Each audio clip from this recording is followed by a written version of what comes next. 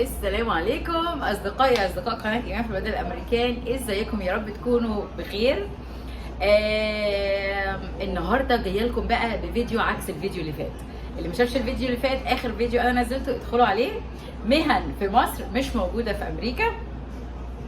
النهارده هكلمكم على العكس، مهن في امريكا مش موجوده في مصر. طبعا مش بس من ايام ما انا سبت مصر يعني، لكن اعتقد لحد دلوقتي طبعا لسه مش موجوده. لان في مهن كتير اتغيرت في الوقت اللي انا سبت فيه مصر، ما كانتش موجوده بقت موجوده. في مهن كتير جدا الدنيا بتتطور وبتتغير، بس لسه فعلا المهن اللي هقول لكم عليها دي مش موجوده في مصر.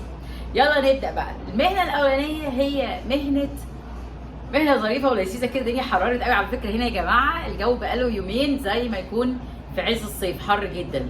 المهنه بقى اللي بنشوفها هنا في ايام الصيف بقى مهنه ايه؟ عربيه الايس كريم، اسمها ايس كريم تراك. فالايس كريم تراك دي من اول ما جيت هنا، وهي طبعا ولادي وهم صغيرين طبعا سحلوني ورا عربيه الايس كريم. في كل ما كده اروح بيبقى ليهم موسيقى كده جميله جدا بتشتغل، ويبقى تراك كبير كده زي عربيات الدليفري مثلا، ما اعرفش تعرفوها هنا، بتاعت امازون او بتاعت اليو بي اس.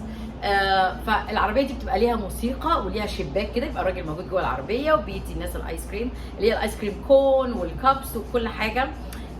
المهنه دي حلوه جدا وبتعمل فلوس برده كويسه. فمهنه الايس كريم دي، عربيه الايس كريم بالصوت بتاعها كان في مصر زمان وانا صغيره، لان انا اتربيت في اسكندريه وعلى كان جنبنا شاطئ البحر يعني. فكان في واحد عنده عربيه اللي هو زي التريسيكل كده، كان بيبقى فيها زي ثلاجه الايس كريم، كان بيعدي بيبيع الايس كريم ده. فدي طبعا من ذكريات الطفوله الجميله في مصر. فهنا بقى طبعا كل حاجه بتبقى على احدث ومتطوره اكتر.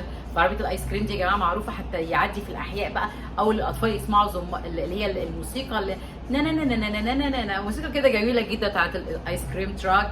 بيبقى السواق بقى كده من قدام في التراك ده، هو نفسه اللي بيعمل الايه الايس كريم. فدي طبعا مش موجوده في مصر. المهنه الثانيه مهنه حلوه جدا، بتبين لك ايه ثقافه شعب. طبعا احنا شعب بصراحه مش شاطرين في التجاره. التجاره عندنا مش موجوده في دم الناس، وطريقتهم فكرتهم عن التجاره، صاحب البيزنس ان هو اللي بيعمل فيفر للزبون. فاهميني ازاي؟ لكن هنا المينتاليتي بتاعت ان الزبون هو اللي بيعمل فيفر للمكان وبيبقى نايس معاه جدا. لما انا بدات اشتغلت هنا وحسيت بالفرق الرهيب بين مصر وبين هنا. جزء طبعا من اللي دخل الثقافه دي هو اليهود في التجاره. فعلا يعني مش بحب استخدم فكره ان هم عبقره يعني او بتاع، لا، احنا لو حللنا الاي كيو بتاعهم هنلاقيه زي اي شعب عادي. هي بس فكره التجاره، مفهومهم عن التجاره انه يكون تاجر شاطر ومش كسلان ووشه مفرود ومبتسم. احنا عندنا للاسف ما عندناش الثقافه دي. اي صاحب بيزنس تلاقيه على وشه كده غضب ربنا كده زي ما بيقولوا، تدخل كده تلاقيه حاطط لك يافطه كبيره: البضاعه المباعه لا ترد ولا تستبدل. طبعا الحياه دلوقتي اتطورت شويه للاحسن، لكن اللي انا كنت فيه في مصر ده ما كانتش تجاره، كانت حاجه في منتهى السوء.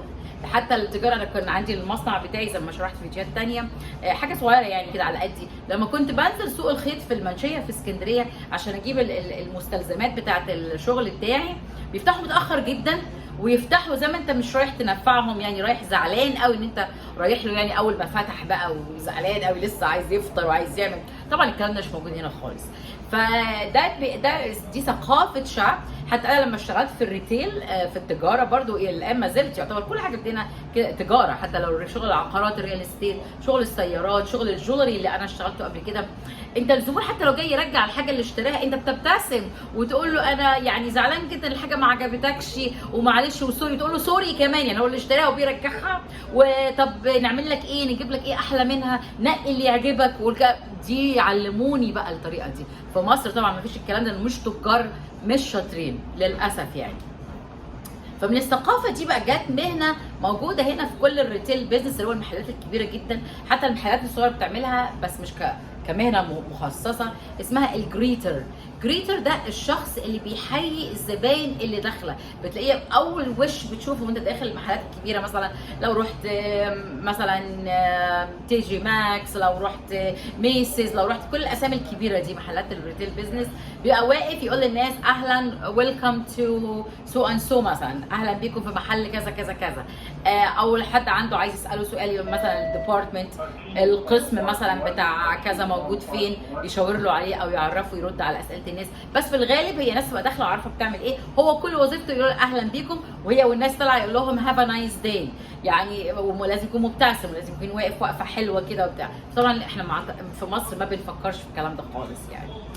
فده اسمه الجريتر، دي تحيه، وبياخد المينيمم ويجز. لو هنا في نيويورك هتلاقي ده بس واقف كده كل بيعملوا اهلا وسهلا بيكم، اهلا بيكم، باي باي مع السلامه، هاف ا نايس داي، بياخد $15 في الساعه، اسمه الجريتر. اوكي. ثالث مهنه هكلمكم عليها، مهنه انا اول ما جيت هنا انبهرت ايه كميه. ده مش كوافير يا جماعه ولا صالون حريمي، ده ولا سبا ولا حاجه، مجرد محل بتاع ضوافر. ده في كل مكان، في كل حي، في كل بلوك تلاقي محل من دول، يعني ممكن في كل بلوك تلاقي كمان محلين. هنا معرفش ايه موضوع الضوافر دي عندهم مهمه جدا جدا جدا، يعني حتى لما رحت بيزنس في الريل استيت، اول ما بدات اعمل البيزنس كارد بتاعي، كانت الستات بتشتغل تقول لي بقى ايه ضوافرك هي البيزنس كارد اللي بتقدميه للناس يعني. والى الان مش تابعه على القاعده دي، انا ما بحبش ضوافر البلاستيك والاكريليك والحاجات دي، بس هنا الستات كلها عندها ميعاد مع بتاعت الضوافر بتاعتها الست دي، مره في الاسبوعين او مره في الاسبوع حسب بقى الانواع، بقى اكريليك ومش عارف مانيكير وباديكير. فتخيلوا بقى ان دي كمان، ده المكان ده ما بيعملش لا شعر ولا بيعمل مثلا حواجب ولا بيعمل حاجه خالص، ده هو بس بتاع ضوافر ده كله، وله شهاده اسمها نيلز تكنولوجي اللي هي الضوافر، رخصه بتتعمل ودراسه وشهاده عشان يتفتح البيزنس او تشتغل في بيزنس بتاع ضوافر. فيعني ما تستغربوش بقى تيجي تشوفوا بقى المحلات دي بتاعت الضوافر دي. دي ايه تالت حاجه. المهنه اللي بعد كده اللي برضه لما جيت هنا انا ما كانتش موجوده يعني، بدات بقى لما انا جيت هنا كان لسه مساله الشوبينج اونلاين ما كانش ضخم قوي كده، بدا بسرعه جدا طبعا سابق مصر بكثير جدا. موقع امازون ومواقع كلها بقى الاي باي وكل المواقع بقى بتاعت اللي هي الشوبينج اونلاين، فده تتطلب بقى فكره اليو بي اس والفيدكس، بدات بقى البيزنس ده يكبر جدا جدا جدا جدا جدا. فهتلاقي بقى محلات في كل مكان بتاعت بقى ايه يو بي اس وفيدكس، بس مش هو ده اللي انا عايزه اقوله لكم. الحاجه اللي مش موجوده عندنا وموجوده هنا، مش عايزه اقولها هي مهنه بتاعت شخص معين، بس يعني مثلا انا في الحي اللي انا فيه في واحد لبناني هو اللي عامل البيزنس ده، في كذا مكان طبعا يعني، بس ده لو كان اشهر واحد واقدم واحد. بيبقى عنده حاجه اسمها ايه كده زي تابلو فيه باكسات، بيبقى انت بتعمل عنوان ليك، رقم بريدي، عنوان لو مش عايز انت تحط عنوان للسكن اللي انت ساكن فيه مع ناس ثانيه او ايفر، بيبقى ليك عنوان برقم بريدي. بس في جهات معينه حكوميه ما بتتقبلش عنوانك ده برقم بريدي، عايزين عنوان اصلي يعني برقم بيت ورقم شارع، لكن ده ممكن بتستعمله في حاجات كتير جدا. بيبقى ليك كده باكس بمفتاح، ممكن يجي لك حتى مثلا تستقبل عليه باكجز او رسائل بتاعتك، الجوابات بتاعتك كلها، فانت بتعدي على الراجل ده محل هو بتاعه. دايما اللي بيعملوا يو بي اس وبيعملوا فيدكس تيجي باكج كده مع بعضها، بيبقى السيت اب بتاع المحل بتاعه عامل خدمه كمان بقى ايه الرقم البريدي، خدمه العنوان، انت بتروح تدفع له مبلغ معين كل شهر علشان يكون عندك عنوان، يكون عندك باكس بمفتاح للجوابات بتاعتك. فدي حاجه طبعا اكيد مش موجوده في مصر. اخر حاجه المهنه اللي عايزه اقول لكم عليها هي مهنه الدوج ووكر، اللي هو اللي بيمشي الكلاب. طبعا مين اللي بيمشي الكلاب دي موجوده هنا كتير جدا، وتتراوح لكل كلب انت بتعمله في الساعه بتمشيه سواء الصبح او بعد الظهر $18 $20 ممكن ساعات اكتر. فدي مهنه طبعا انا عمري طبعا اكيد ما شفتها في مصر ولا هتكون موجوده في مصر ولا كانت موجوده. الدوج ووكر اللي هو بيمشي كلاب، بيعملها ستات وبيعملها رجاله، وتلاقيه ماشي معاه 5 6 10 كلاب بيمشيهم، بيعمل فلوس فعلا كويسه جدا. فدي كانت مهنه الدوج ووكر. اتمنى الحلقه النهارده تكون عجبتكم، واكتبوا لي تعليقات، اكتبوا لي الاسئله بتاعتكم. ما تنساش تشترك في القناه وفعل الجرس علشان نشوفك تاني في القناه، واستنوا الفيديوهات الجايه. وابدا بالحيث الاخرون، توفر وقت وتوفر مجهود وتوفر فلوس. نهاركم سعيد.